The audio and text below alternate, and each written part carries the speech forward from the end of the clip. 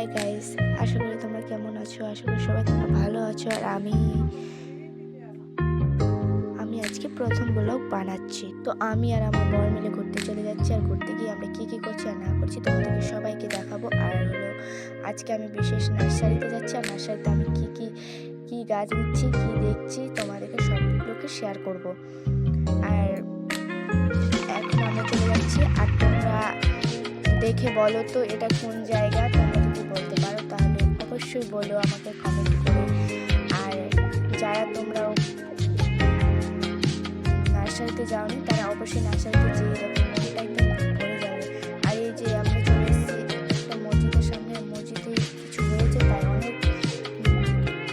অনেক লোক। আর আমরা তারপরে শোনার পরে ওখানে কেউ মারা গেছে, তাই আমরা আবার রিটার্ন নিলাম। রিটার্ন নেওয়ার পরে আঙ্গুরের গাছ দেখাবো। আর এই যে দেখো তোমাদেরকে আমি আঙ্গুরের গাছে নিচে গিয়ে একবারে তোমাদেরকে আঙ্গুরের গাছগুলো কেমন হয় এখন তোমাদেরকে দেখাবো। সর্বোপরি দেখার পরে আমি তোমাদেরকে অন্য গাছগুলো দেখাবো। এটা গাছ কি জানি না, তো দেখাচ্ছি। তোমরা যদি জানো তো অবশ্যই কমেন্ট করবা। এটা হলো চন্দনের গাছ, লাল চন্দন। আর এটা হলো বেদানার গাছ। ঠিক মতো চেনা যাচ্ছে না, অতটাও ভালো ক্যামেরা না, তাই বেদানা গাছ। তারপরে আছে আরও কিসের এটা গাছ আমি অতটা জানি না। এগুলো সব তোমরা বাড়ির সামনে লাগাতে পারবা, এই জন্য এগুলো দেখাচ্ছি। আর কী কী পাওয়া যায় আমাদের আলামপুরের নার্সারিতে তোমরা দেখো। পেঁপে গাছও আছে এখানে। এই যেগুলো কাজ করছে এরা। আমরা আবার চলে যাচ্ছি আরও গাছ দেখতে। কলা গাছও পাবা।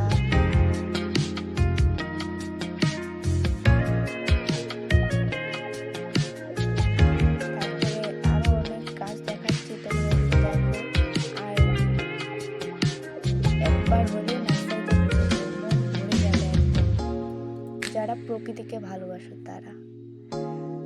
এই যে দেখতে পাচ্ছ এই পিঙ্ক গাছগুলো, এগুলো আমার খুব ভালো লেগেছে। তারপরে এই যে ঝিরিঝিরি পাতাগুলো, এগুলো তো আমার একদম প্রচণ্ড ভালো লেগেছে। তো আমি একটা তুলে দেখলামও। তার উপরে এই টপের গাছগুলো আবার খুব সুন্দর লেগেছে। এই গাছটা আমার খুব ভালো লাগছে, তাই আমি একটু ধরে একটু পোস্ট মেরে নিলাম।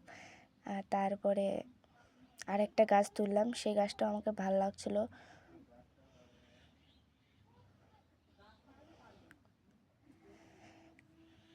প্রাইস আমি বলতে পারবো না, কেন আমি সব প্রাইসের দাম শুনিনি। আর আসবা, পছন্দ হবে।